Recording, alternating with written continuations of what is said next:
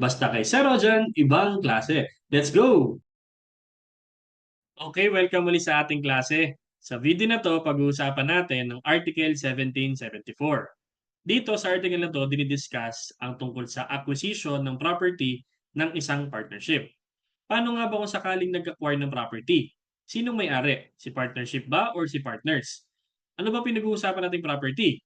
Immovable lang ba or pati na rin movable? Ano nga ba? Ready ka na? Sige, start tayo. Let's go! Ayan, sige, basahin muna natin. Article 1774. An immovable property or an interest therein may be acquired in the partnership name. Title so acquired can be conveyed only in the partnership name. So, dito sa article na to, dinidiscuss ang acquisition ng property ng isang partnership. So, sinasabi dito, si partnership daw ay pwedeng bumili in its own name, hindi lang immovable property or interest sa isang property, pati na rin lahat ng kinds ng property, including movable. So, partnership can acquire. So, partnership may acquire, okay, properties under its own name. Okay? In its own name. So, sa pangalan niya sarili, no? Yan. So, sinasabi ditong properties, it can be immovable or kung meron mang rights or interest dun sa mga property na immovable, tsaka na rin, pati na rin mga movable. So, lahat basically ng klase ng properties. Anong basis? Bakit siya pwedeng bumili ng property sa pangalan niya? Kasi nga, ang reason, si partnership ay merong separate juridical personality. Base yan sa 1768. Separate juridical personality. Yan. So, under 1768. So, yun yung reason kung bakit si partnership ay nakakabili ng property sa pangalan niya, no? Although hindi siya tao, pero sa mata ng batas, siya ay parang isang tao na pwedeng bumili ng sarili niyang property. Kasi separate yung pagkatao niya sa mga partners niya. Okay? Kaya naman, si immovable property pwedeng bilhin sa pangalan ng partnership at pwede lang siyang i-convey only in the partnership name. Okay? Ano ibig sabihin nun? May mga certain instances kasi, however, na pwedeng hindi nakapangalan sa partnership yung immovable property for some purpose, such as for convenience. Ulitin natin. So the immovable may not be under the name of the partnership for some purposes, such as convenience. So kagaya ng halimbawa, okay? Certain instances to So may certain instances, yan, na immovable is not under partnership name. Yan, hindi nakapangalan sa partnership for some purpose or for some reasons. Kagaya ng convenience. Baga, hindi na ipinangalan sa partnership. So, pag-uusapan natin to more thoroughly sa pag dumating tayo sa 1819. So again, sa 1819, dinidiscuss yung mga specific rules in case si immovable property ay nakapangalan or belonging to the partnership. So in the name of the partnership, pwede rin kasing in the name of the partners or in the name of the third person, pero in trust for the partnership. Okay?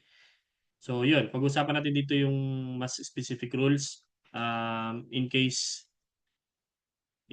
an immovable property belonging to the partnership is under the name of the partners. Okay? Belonging to the partnership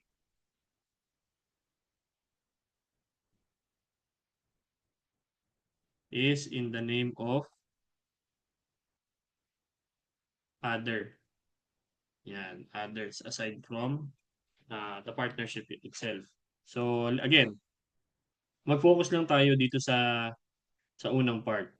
Si partnership pwede mag-acquire ng properties in its own name. It can be immovable or movable. Why? Because it has a separate juridical personality, different or separate from its partners. Example, let's say si ABC nag-form ng ABC partnership.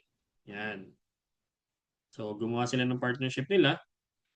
Tapos, itong si ABC partnership, okay, kung sakaling siya ay magiging donee or buyer, okay, kung merong i-donate sa kanyang property, then yung property na yon, it shall be registered in the name, okay, of the partnership. So, property is registered under its own name. Yan. In its own name. Tapos, kung sakaling i-convey yan, ibig sabihin ito transfer, kung i-convey yan, dapat yung conveyance is also in the name of the partnership. For example, consequently, itong dinonate kay partnership na pagmamay-ari ngayon ni partnership or itong binili ni partnership na pagmamay-ari niya, dapat yung property na yon is also conveyed in the name of the partnership. So, kung sakaling siya ngayon magbebenta or siya magdo-donate, kailangan nakapangalan sa kanya yung property. Okay? So, yung sinasabi diyan, conveyed only in the partnership name. So, kung sakaling ibebenta niya yung property na binili niya, kailangan nakapangalan sa kanya yung property na yon, yung real property or immovable property. Okay. So, dito nagtatapos yung 1774. Basically, pinag-uusapan natin dito na pwedeng bumili ng sariling property ang partnership kasi meron siyang juridical personality separate from its partners kasi isa siyang juridical entity.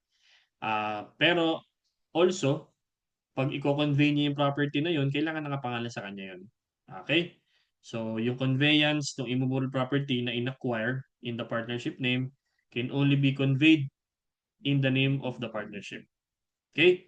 Tapos yung iba pang specific rules na tungkol sa immovable property belonging to the partnership is discussed thoroughly on 1819. So we will discuss that pag dating natin dyan sa article na yan. So yun. I hope meron ako nadagdag sa inyong bagong learning na magagamit din sa inyong mga klase. Kung medyo nabilisan ka, ulitin mo yung lecture natin, I'm sure makukuha mo rin yan. At lagi ko sinasabi sa inyo, mag-aral kayo mabuti, mag-ingat palagi at laging tatandaan, ibang klase ka. Bye-bye!